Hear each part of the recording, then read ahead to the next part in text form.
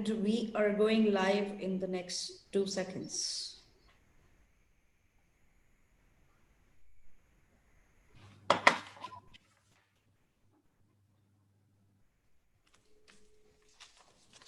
Hello, everyone, and a very warm welcome after your networking coffee break at the New Age Finance and Accounting Summit organized by Khaleej Times.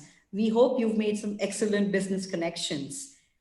Let's move to our first panel discussion for the day, consisting of CFOs from different industries discussing on ways to lead finance in these disruptive times. Let's call Mr. Abdul Razak Al-Balushi from Ooredoo, Oman, Mr. Basil Omar Abu Ali from Ali & Sons Holding, Mr. Kuldeep Puri from Hitachi ABB Power Grids, and Mr. Rajesh Garg from Landmark Group. This session will be moderated by Ms. Fazila Goplani of ACCA Middle East.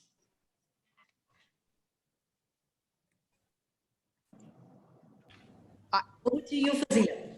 Thank you. Fantastic. I was just waiting for that. Ladies and gentlemen, welcome to the CFO-led panel discussion on leading finance through disruptive times. As Mitsu said, my name is Fazila Goplani, and I'm the head of ACCA for the Middle East. ACCA stands for the Association of Chartered Certified Accountants, and I'm going to be your moderator today.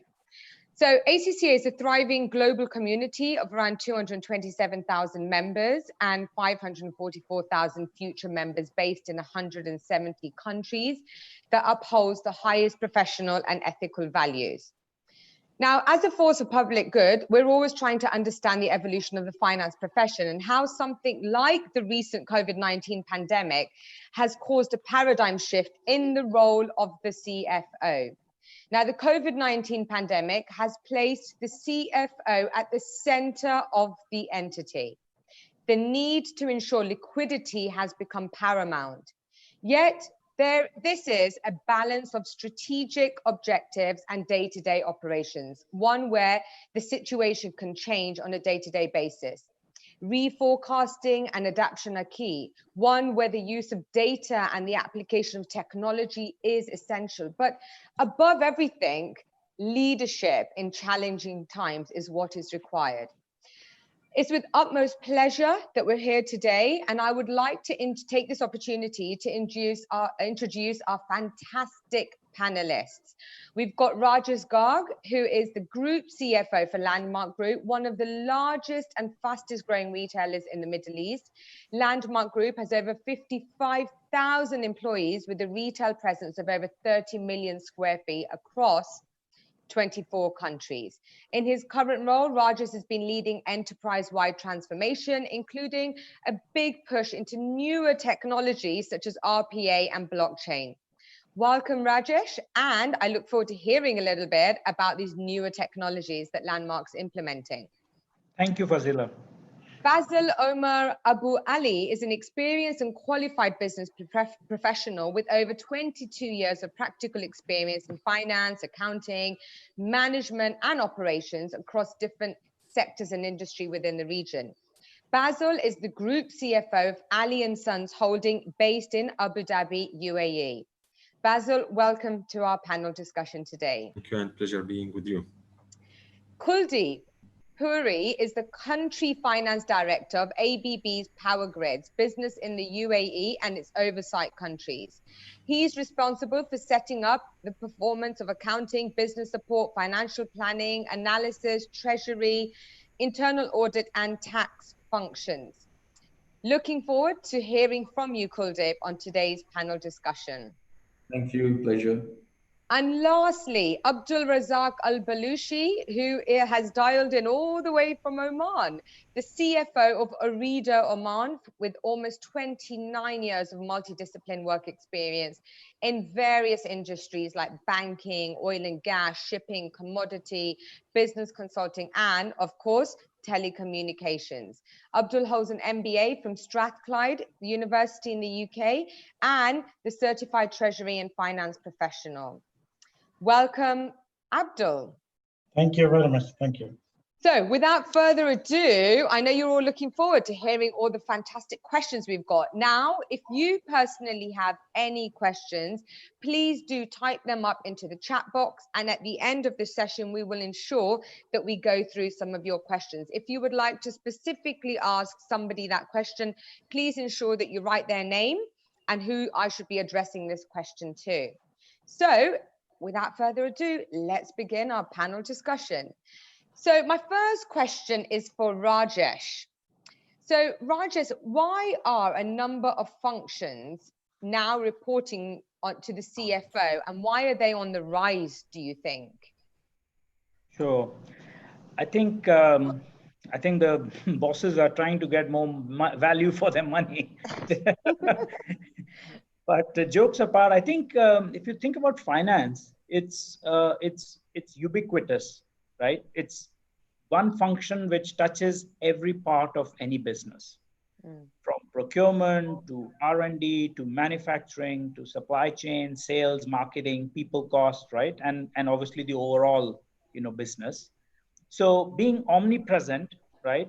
And yet not having any functional agenda, right? Because finance per se is not really a function where, marketing wants to always prove marketing, all what they're doing is best in class. Supply chain would want to say the same. So I think being omnipresent yet not having an own functional agenda makes CFO one of the most neutral and objective CXO, other than the CEO, right? Now, basically that means the CEO can rely on the CFO to drive the business in a much more holistic, because they're omnipresent, they see all parts of the business in a much more objective manner, right? And then obviously in a data-based manner. So in any area beyond finance. So that is one big reason. The other is why, and you're saying, why is this on the rise, right? It's always been there, but it's on the rise because every part of the business is becoming extremely data-driven, data-centric, and data-heavy. And finance is generally all about numbers and data, right? So once again, easier for finance and CFOs to become the objective party in the mix to help drive other functions other than finance. So it's actually not a surprise why the CEOs are relying more on finance to do more functions than just pure finance. Does it make sense? Oh, I thought that was a fantastic answer, because I do a lot of panel discussions, and obviously CFOs, data and technology and digital transformation are all the buzzwords. But I loved what you said about omnipresent yet not having a functional agenda. Yeah, and that the CFOs are the most neutral and objective, and obviously being number savvy, data savvy helps in that aspect. Fantastic. Thank you so much. Maybe I could ask the same question to Basil to see what your points of view are on this. Yes, sure, Fazila. Actually, of course, I agree with my colleague Rajesh, but let me talk in a different angle. I mean, the role itself for the CFO is changing. It's an evolving role. And it's more to value-driven position, again, as Mr. Rajesh mentioned. So it's from counting, or let's say numbers cruncher, to value creation. And this value used to be only to shareholders. Now it's to all stakeholders, internally and externally, that are dealing with the entity, including customers in terms of value proposition, of course. And from regular analysis to data analytics. So the role, again, it's evolving, and it was evolved during the past few decades, and especially after 2008 crisis, during COVID-19, and from traditional from traditional position, again, finance and accounting, to a strategic partner, if you can allow me, if we can name it. So this strategic partner is mainly close to the CEO, again, as a business partner for a better strategy execution, and from achieving just only the short-term and long-term objectives. Not only to that, also to drive the sustainability and innovation in the organization. If I can close by, as per the latest MIA group survey, business group survey, they ask what organization can do to develop resilience so it can adapt to any change properly and quickly. 72% from the answers, it was by strengthening the finance position or the CFO position as a strategic partner for this organization. Thank you. Wow, 72% Yes. said about strengthening the CFO's position. That just shows and demonstrates the importance of the role of CFOs. Thank you, Basil. I loved what you said about the CFO's evolving role. We do know, and everybody's been talking about this, it's so true since the last decade, about how it's moving from the traditional number crunching, sitting in a room by themselves, to becoming, what I loved what you said was strategic partner. Yes. And for those listeners out there and those attendees on this panel, it is all about the value add, 100%. And it's not just about exactly what you said, Basil, not about just value adding to the shareholders, but value creation across all stakeholders, including customers, which is fantastic.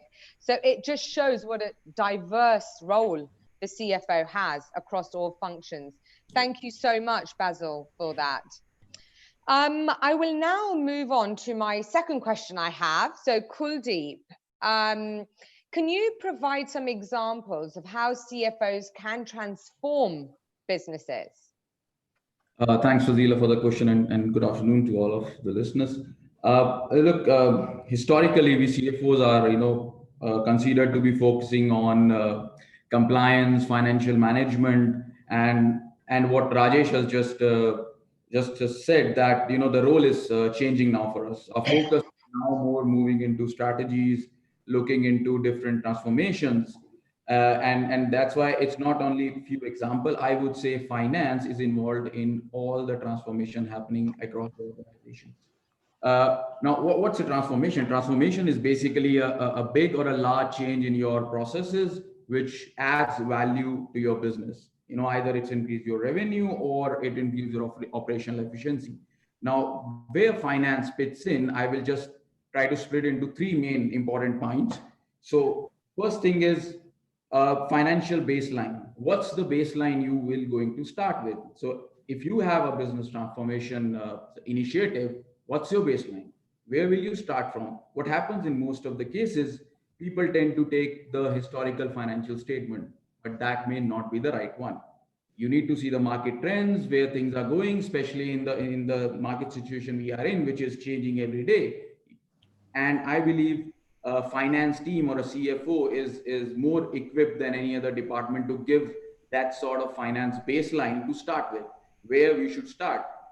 Just for an example, 5% up in a revenue coming from a certain initiative sounds good, but what if the market is actually going up 10%?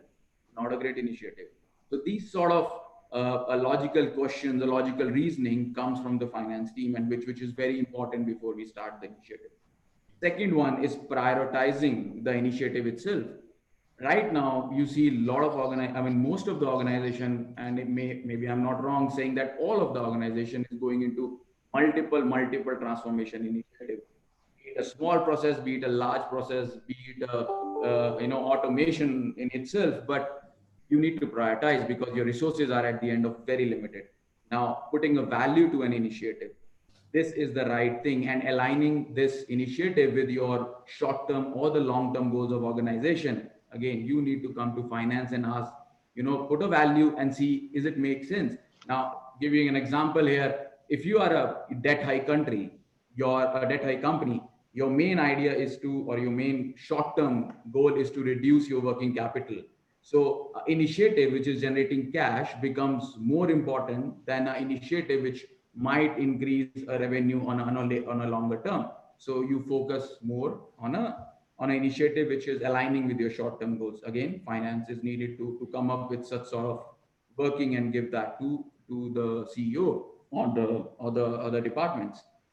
Third important thing, and this is for me is the most important thing, ensuring the benefits coming out of the initiatives going into your bottom line or in your cash flows. I've seen, and I think most of us who are sitting here and listening and watching knows there are initiatives in the organization. They start and they end, but you don't see anything in your financial statements. And realigning those, looking it into, or let's say providing a visibility to those initiatives. Look, This is what you have to do. This is what you did. Either it's going very good or it's not going or going good, or maybe the baseline has changed because certain things has changed. So you need to change your assumptions. These things, providing visibility gives confidence to the person who is doing this initiative and to the overall organization and to your stakeholders. Look, this initiative is working. So for me, three important things: financial baseline, clarifying which initiative is important, and ensuring benefits fall into your bottom line. This is the three initiatives where CFO is required. And not only few, all the initiatives, all the transformation projects needs to come in from the CFO. Thank you very much. I loved that answer, and I'm all about the magic 3 numbers. So thank you for summarizing that. Fantastic. What if I ask this question once again to Basil? Because I like this sort of different perspective that you're holding as well. So what's your perspective here?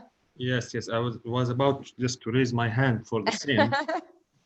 Of course, the moving from the manual process to automated process or tools will lead to, for sure, better reporting, efficiency improvements, cost reduction, risk mitigation. So the CFO, as a CFO, needs to adapt quickly, for sure, to any change, as we said previously. If I can take the example, the COVID-19, the organizations and mainly finance department were able to actually assess their readiness for and resilience level to adapt for such circumstances, and accordingly, if and how, let's say, working from home can be done and to what level. Unfortunately, and as per the reports, a lot of companies were not prepared and potentially did not have the processes and technology in place to support a strong business continuity plan.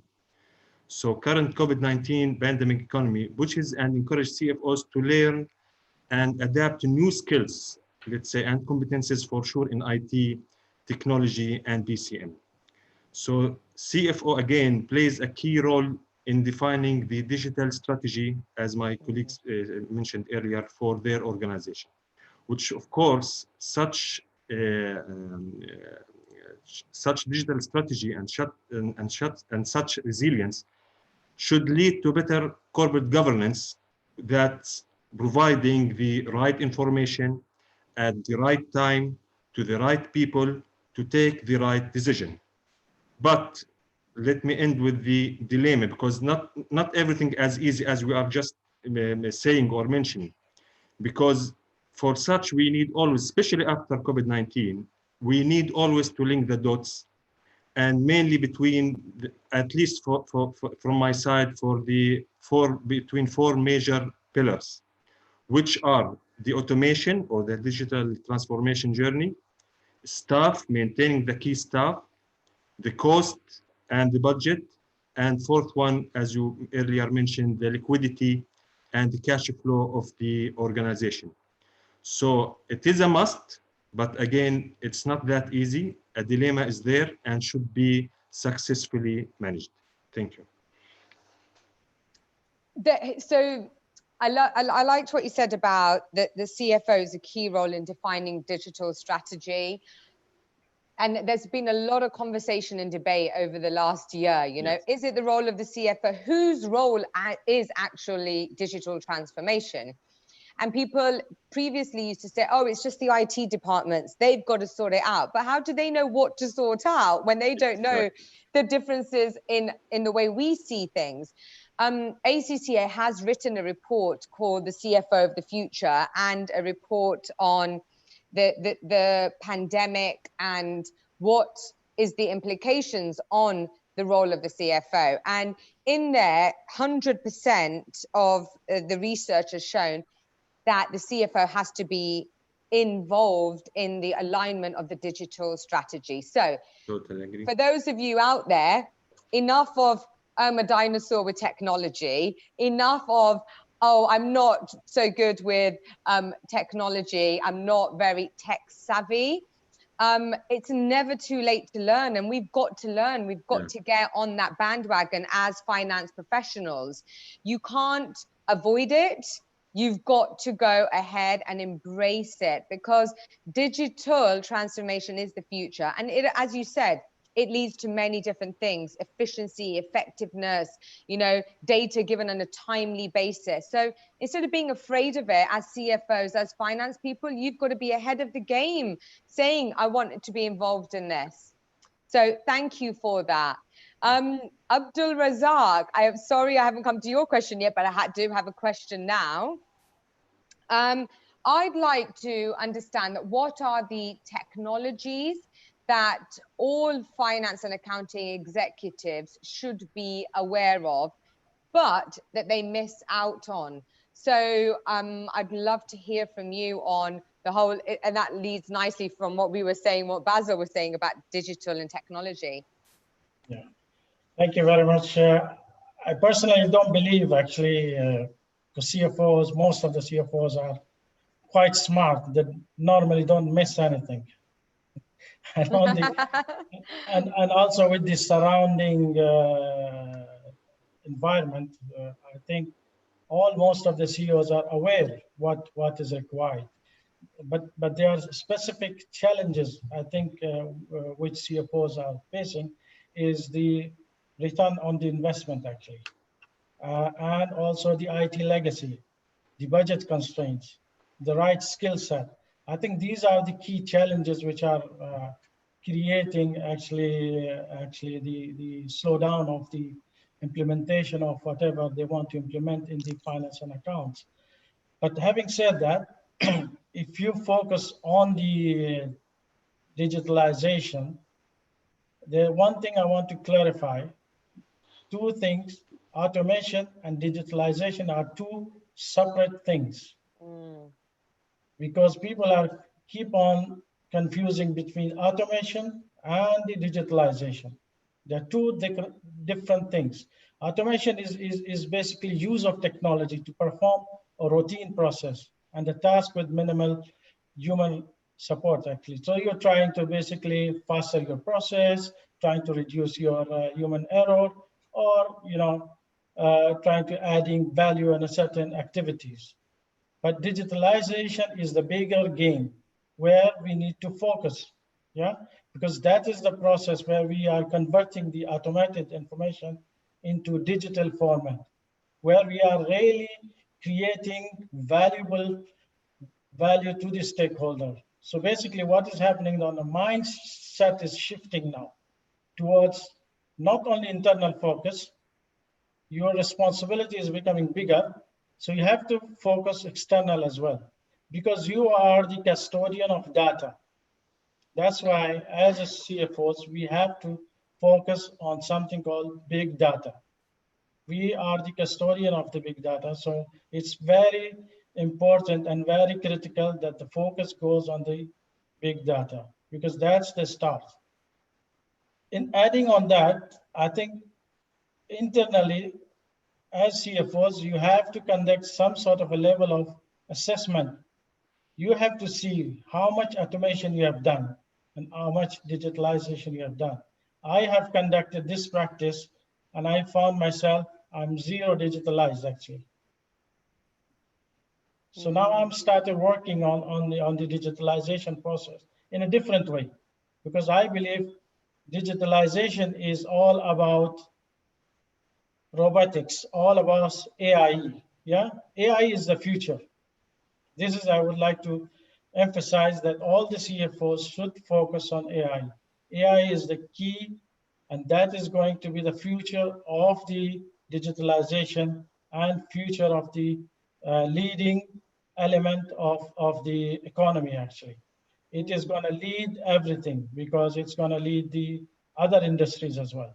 So I think the focus has to be there, because I'm sure all the CFOs are very aware what to do in these small trenches. If you see, yeah, moving the Excel to the ERP system, integration, they are all, I'm 100% sure they are aware.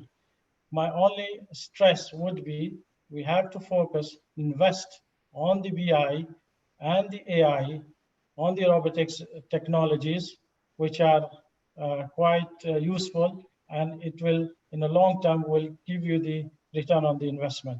So this is beside that, you also have to ensure that your cyber security is quite robust that can control all the security aspects. So this is my personal view on the. I might be taking some of all of your statements away for a next panel discussion that I do, because I don't think I've had anyone say it so clearly, the difference between automation and digitalization in such a simple manner, which was fantastic, and seeing the difference. And I loved the phrase custodian of data, right? And then final point about the cybersecurity being robust. And this is from yourself as a leader of a leading organization in telecommunications. So, and your experience being a CFO. So thank you so much, Abdul. Really good points. I'm actually, if you don't mind, going to ask this question to Rajesh, because Rajesh, when I read your bio and there was a little bit about digital transformation there, and I just thought maybe this question would be, if I could ask that to you, because you've worked on it, so maybe some of your experience there. Sure. So I won't repeat what others have said, because I'm also a big believer that, all these trends are coming. But there is one new trend that is popping up, and that's the low code or no code, right? So it's going to be very big. Basically, eliminating the need of real, deep coders, right? Where there's several technologies coming up where a person with almost very little actual coding, right, but obviously a deep knowledge, the domain expertise, right, can create enterprise-wide applications that are stable. I mean, you could literally create Uber, right? That level of sophisticated technology, and it's going to come like a tsunami. And again, once again, finance is in pole position to take that role, because again, yes, they are custodians of the data. They understand the processes across the company, not just within their silo, right? They have a good sense or balance between, automating, but also controls, right? Because that's one of the biggest risks in doing automation or bringing in technology without proper controls. So now, if a finance person is sitting in any business, partnering whichever function, they can take the lead in helping conceive new types of digital applications, right? Code, no code, as it's called, is coming. And I mean, what people have seen with robotic process automation is also a version of low code, because it's very much simpler to create robotic process automation. Whether you use some of the leading, one of our sponsors of the conference, Blue Prism or UiPath, who we use, right? It's kind of drag and drop and sitting systems. Same way, the whole low code. So I think that's one big mega trend I would like to add to this narrative. And finance and all the audience here, if they want to get on this trend and make the most of it to create value for your companies and for yourself, I think it's there for you. So I'm gonna push my own teams to now go after low code, no code. Fantastic. Thank you so much, Rajesh, for adding your points there, which I'm sure were very valuable to our attendees. If you allow, I would like to add just. Please, yes. I was just going to say, would you like to add anything? Yes. Yes. Of course, I agree with my colleagues, especially Mr. Abdulrazak, that the CFO cannot for sure at any time afford to miss any technology, because the technology is the enabler, let's say, or the tool for the CFOs for any future growth and opportunities.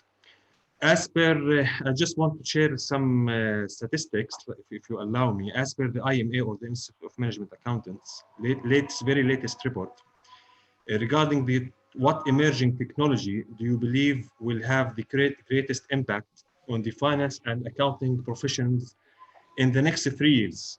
So around 34 or 35% was related to RPA, the robotic process automation, 23% related to AI, 14% was related to data science, 12% related to budgeting, planning, and forecast tools, 7% to blockchain, 6% to data visualization and dashboards.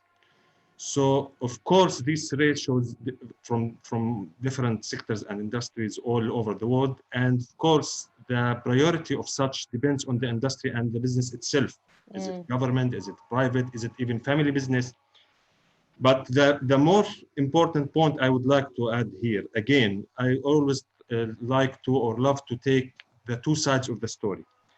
It's a journey. It's not a one task. It's not a one-time task. It's a journey for a certain time.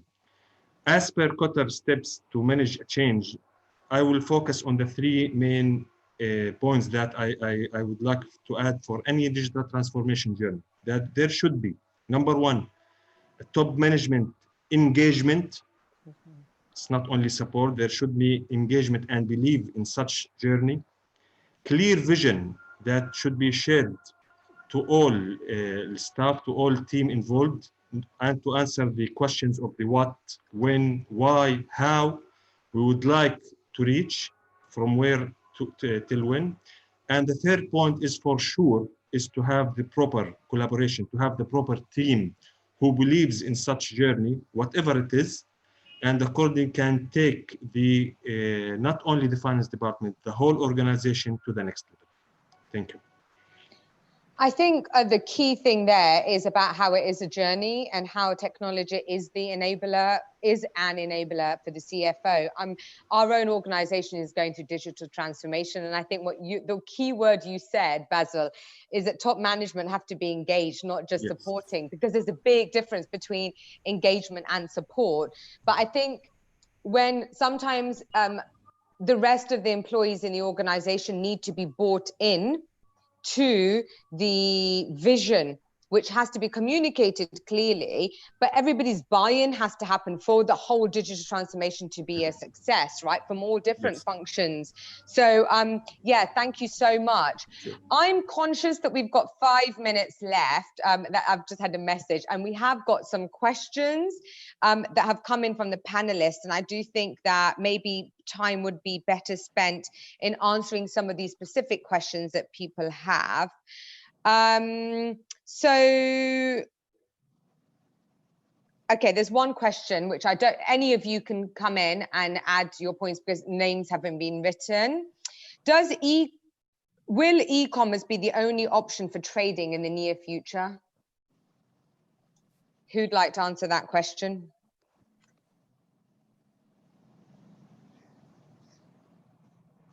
Again, what's the question?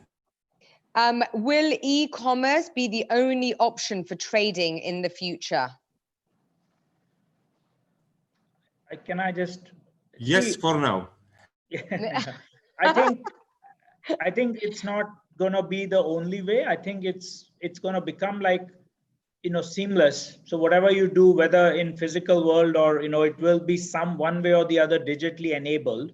So I think it'll be like air, right? It's everywhere. So I don't think it'll be like, oh, the physical world is dead. I don't think physical world will die at all. In the end, we consume physical products, not just digital.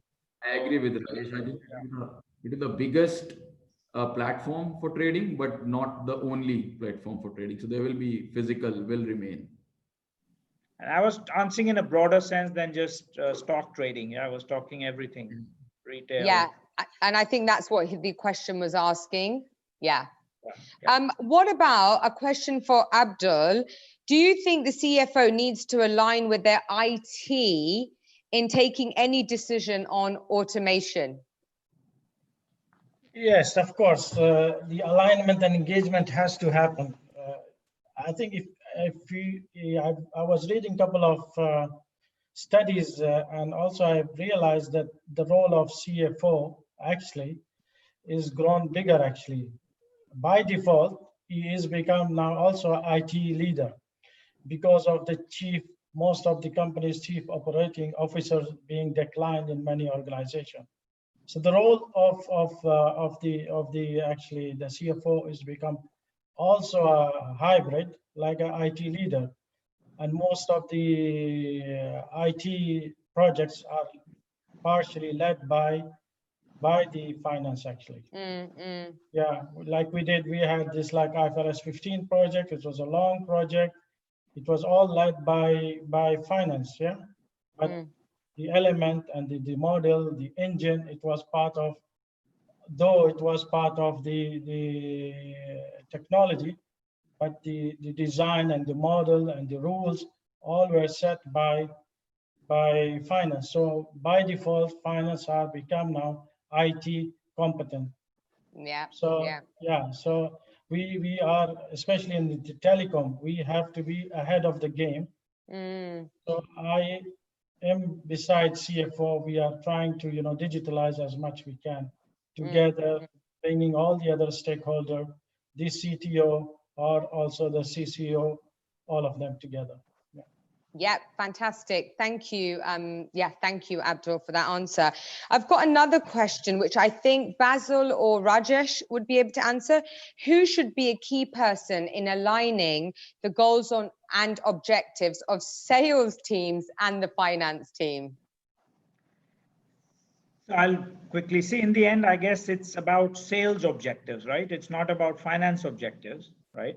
So the the CEO of the business or whoever would obviously have a sales goal, right, which would trickle down through the sales head and whatever is the the matrix of setting goals and objectives. I think the finance person is going to end up being more, as we talked earlier, the objective party in the mix, and they would want to align it with whatever are the financial goals. So I think they can't just arbitrarily put it. On the other hand, they can't just take whatever the sales guys are saying. So it's difficult to just say this or that, right? I mean, it's working together, and between the CEO and sales head and the CFO, it would have to be a alignment of all three of them. Basil, anything to add? Nothing major. Actually, I totally agree with Rajesh. Yes. Just to add, can I add something, Fadila? Sure, please do so. Yeah, I just want to, what I defined today, actually, I would define the new age CFOs. I will call them new age CFOs. New age CFOs are not just conventional finance and account expert today. I believe they have a broader mindset now. Today, they are economists. Today, they are commercialists. Today, they are technologists and also strategists. Because at the end, it's all about the bottom line. They have to ensure the objective of the bottom line is met. And also to remain very close to the highly volatile market activities and to able to mitigate these risks and also to face the business disruption, they have to become that character. This is what I believe in today in new age CFOs, actually. So they are everything today. This is what I believe personally. A jack of all trades, right? Before we used to be masters, right? But now we're a jack of all trades. Exactly. Unfortunately, I can't believe time flies when you're having fun and that our time is actually up of this session. I would like to personally thank each one of our panelists here. It has been an absolute pleasure listening to your perspectives as senior leaders of your organizations and the accounting industry.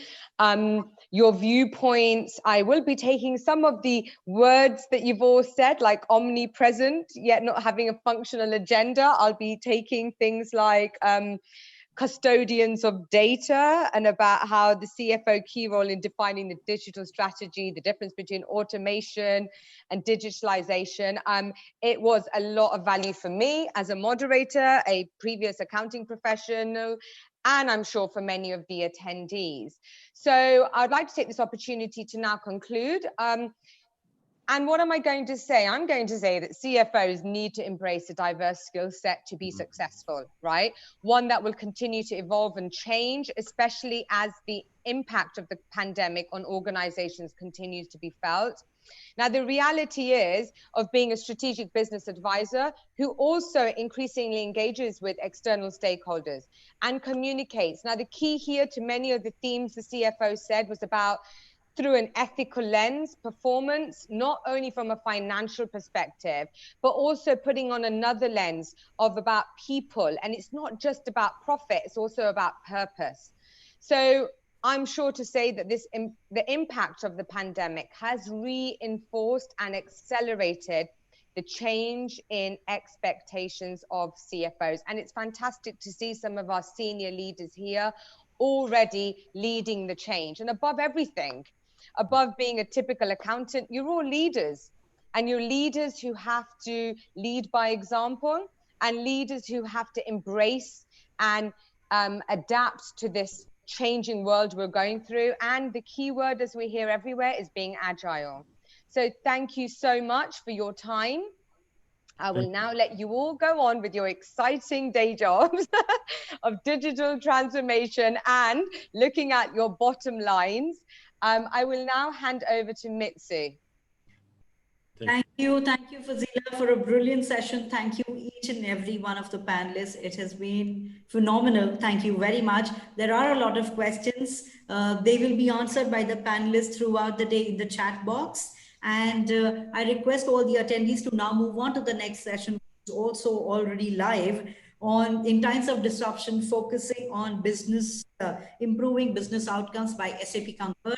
I thank you all once again very, very much for joining in. I truly appreciate it. Thank you. Thank you. Thank you so much. It was a pleasure. Thank you so much. Thank you. Bye-bye.